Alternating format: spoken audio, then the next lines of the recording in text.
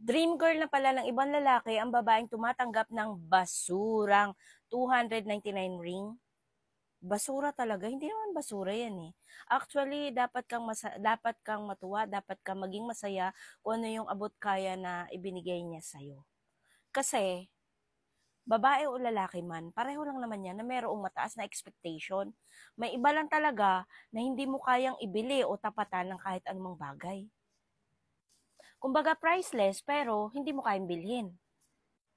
Sa sitwasyon naman nila na kung bakit 299 lang ang ibinigay ng engagement ring, reason, hindi talaga natin alam.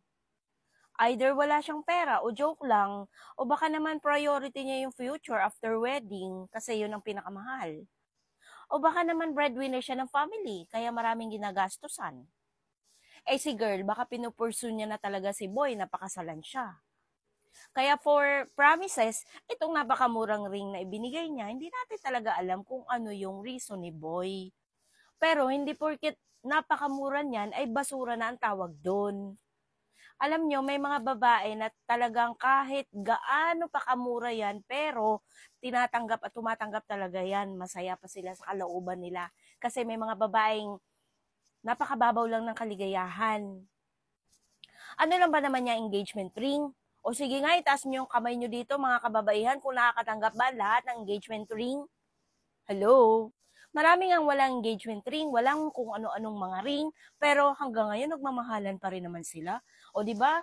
Meron nga mga artista diyan pagkamamahal o mga diamante pa talaga yung mga engagement ring, ang wedding ring, pero ano, naghihiwalay din naman, 'di ba? Mas importante pa rin yung respeto at pagmamahal sa bawat isa. Kasi ang mamahal nga ng regalo nyo o ring nyo, pero nung magsama na, puro away na. Yung iba nga naghiwalay na. Diba? Wala yan sa kung anong mamahaling bagay kapag nagmamahal ka. Alam nyo kasi, ang hinahanap nyo sa isang partner o asawa based on love.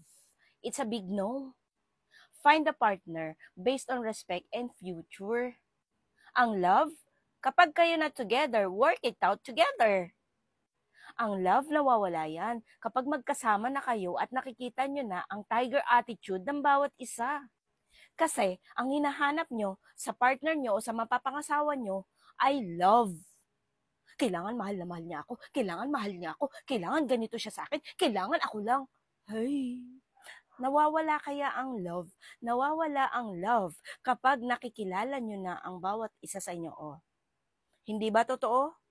Karamihan naghihiwalay kasi nung una, love na love nila ang bawat isa. Hindi sila pwedeng paghiwalayin. Hello? Kung ano-anong mamahaling regalo, binibigay kay girl. Kung ano-anong mga magagandang bagay, binibigay kay girl. Ang mamahal. Tapos ano, naghihiwalay din naman.